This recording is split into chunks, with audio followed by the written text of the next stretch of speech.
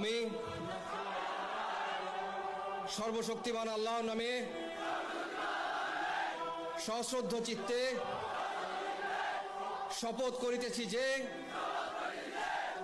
আমি গণপ্রজাতন্ত্রী বাংলাদেশ ও বাংলাদেশের সংবিধান এবং রাষ্ট্রপতির প্রতি অকৃত্রিম বিশ্বস্ততা ও আনুগত্য পোষণ করিব। আমি আমার অপরিহার্য কর্তব্য মনে করিয়া আমার উপর ন্যস্ত বাংলাদেশ সেনাবাহিনীর কর্তব্য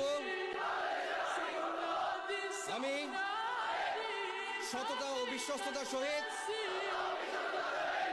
পালন করিব এবং আমার প্রতি